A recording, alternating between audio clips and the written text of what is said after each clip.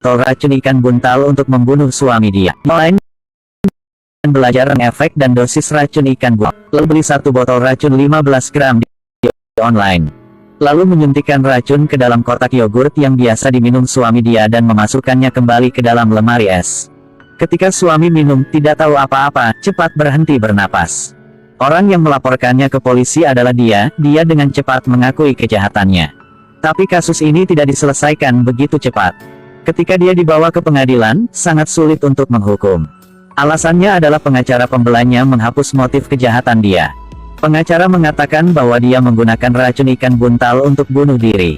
Dia juga memberikan catatan medis dari rumah sakit yang mendiagnosisnya dengan depresi. Kedengarannya tidak terduga, tetapi kasusnya menemui jalan buntu. Karena jaksa tidak memiliki bukti bahwa dia memiliki motif untuk membunuh. Oleh karena itu, dapat dikatakan bahwa dia tidak bersalah, dan tidak dituntut secara pidana. Pada saat Tukai menemui jalan buntu, dia menerima dokumen baru dari seorang rekan yang membuat kasus ini semakin membingungkan. 6 tahun yang lalu Menzi diperkosa oleh seorang pria. Dan pria yang memperkosanya memiliki wajah yang sama persis dengan suaminya. Satu-satunya perbedaan adalah nama 2 orang ini berbeda. Jadi kasusnya tidak bisa disimpulkan. Itu jelas menyembunyikan lebih banyak masalah. Mereka perlu menyelidiki lebih dalam. Tukai analisis DNA dari 2 pria ini, memastikan bahwa mereka adalah satu orang. Kemudian dia pergi ke pusat penahanan, untuk menginterogasi terdakwa. Dia dengan keras menyangkal bahwa mereka berdua bukan satu orang yang sama. Saat bahas masalah dia pernah diperkosa, dia tidak bisa dikendalikan. Jika tidak mau bekerja sama, tidak dapat meminta apapun dari Menzi. Kemudian, ketika Tukai pergi menemui pengacara Lon, dia baru mengetahuinya. Pengacara ini 6 tahun yang lalu adalah advokat untuk Riking, yang memperkosa Manzi. 6 tahun kemudian dia menjadi advokat untuk Manzi. 2 kali sebagai advokat untuk tahanan, dan kedua tahanan memiliki hubungan yang sangat rumit. Hal-hal ini membuat film lebih menarik. Tukai juga tidak mendapatkan informasi berguna lagi dari pengacara. Apakah Menzi telah melakukan pembalasan terhadap orang yang pernah memperkosanya? Dari berpura-pura memaafkan, lalu menikah dengannya untuk melakukan pembunuhan, mengapa harus melakukan seperti itu? Apa hubungan pengacara dengan kasus ini? Tukai terus menyelidiki Riking, dia menemukan salah satu rekan tahanannya dan mendapatkan 2 informasi. Salah satunya adalah ketika dia di penjara tidak ada yang datang untuk merawatnya. Tapi dia selalu menyimpan gambar wanita. Tukai menunjukkan foto Manzi padanya, tapi ternyata bukan. Berita kedua adalah bahwa setelah keluar dari penjara, Tukai pergi bekerja di toko pijat kaki.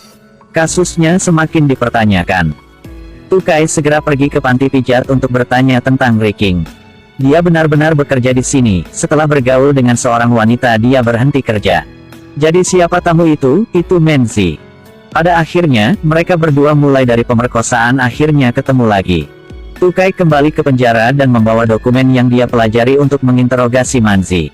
Kali ini mereka bisa bertanya tentang cerita Menzi. 6 tahun yang lalu dia dan Riking adalah rekan kerja. Setelah diperkosa, Riking masuk penjara dan dia menjalankan bisnis.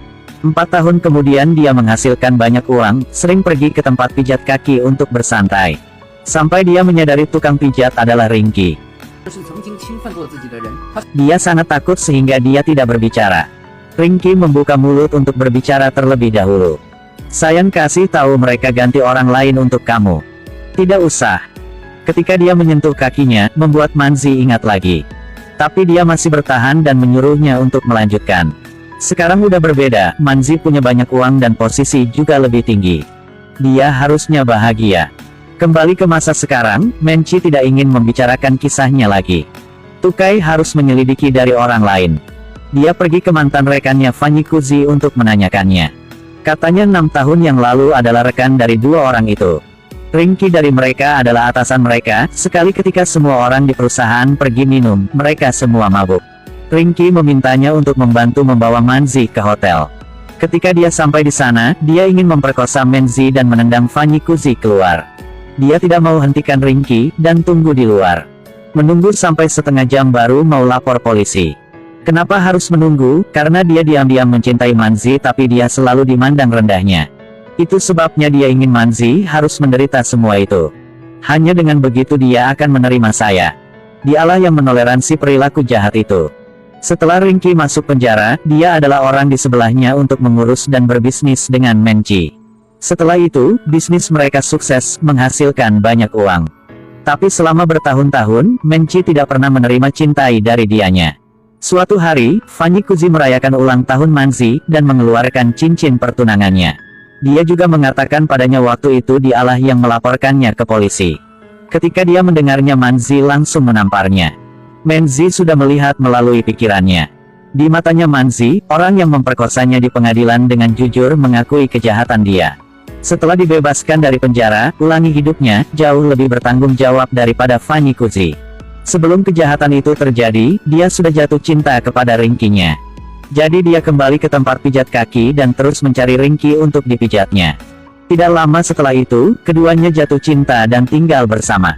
Cerita yang aneh tapi masuk akal. Banyak detail dasar telah diklarifikasi. Tetapi kenapa Manzi membunuh Ringki? Ada apa membuat cinta berubah menjadi benci? Tukai ingin menyelidiki lebih lanjut, mengapa Ringki mengubah nama jadi Yang Liu Fen. Dia meminta polisi untuk menemukan seseorang bernama Yang Liu Fen di dalam kota.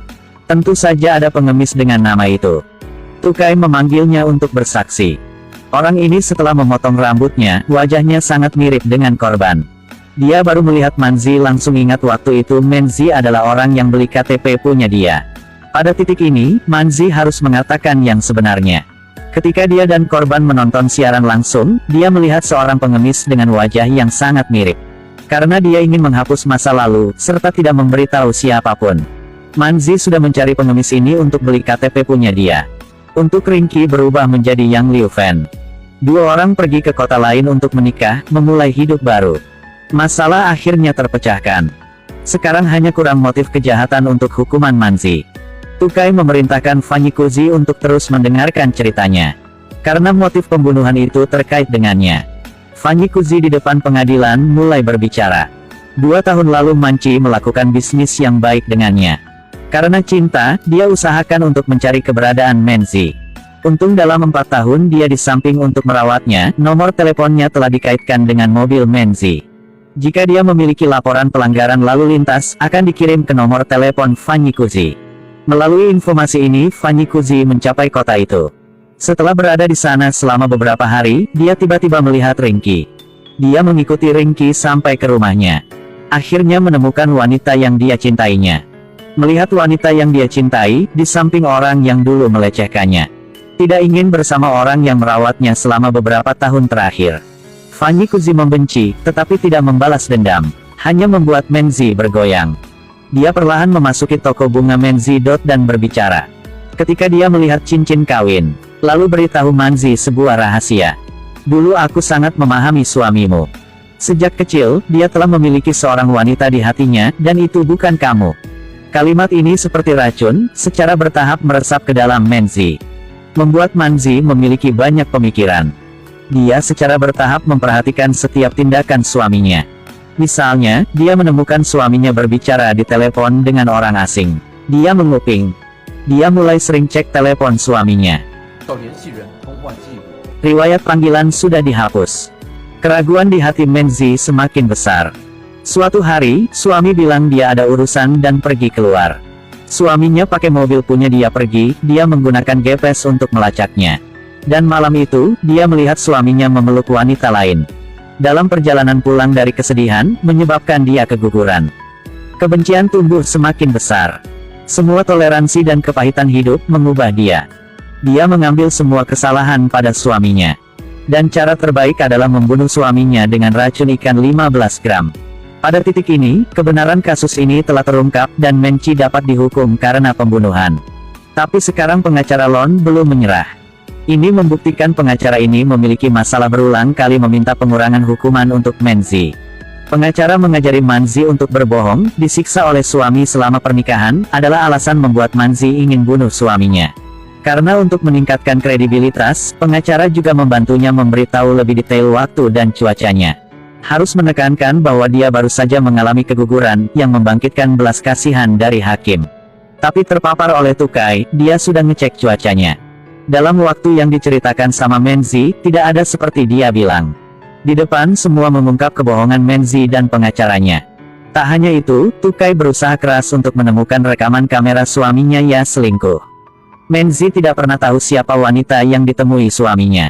Dan sekarang di video dia bisa melihat dengan jelas. Wanita yang memeluk suaminya adalah pengacaranya. Bagaimana Tukai tahu? Ternyata pada hari dia pergi ke pengacara untuk berbicara, dia menemukan lukisan potret. Biasanya, orang tidak akan menampilkan lukisan amatir seperti itu. Jadi dia mengambil gambar dan pergi ke tempat teman tahanannya. Dia menegaskan ini gambarnya. Wanita yang selalu dicintai Ringki adalah sang pengacara. Manzi tidak mengharapkan ini, mendengarkan itu dia sepertinya bangun lagi.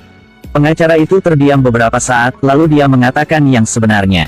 Ternyata dia dan Ringki adalah teman sejak kecil dan sudah dekat seperti saudaranya. Tapi perasaan mereka hanya berhenti di situ, tapi Ringki selalu diam-diam mencintainya.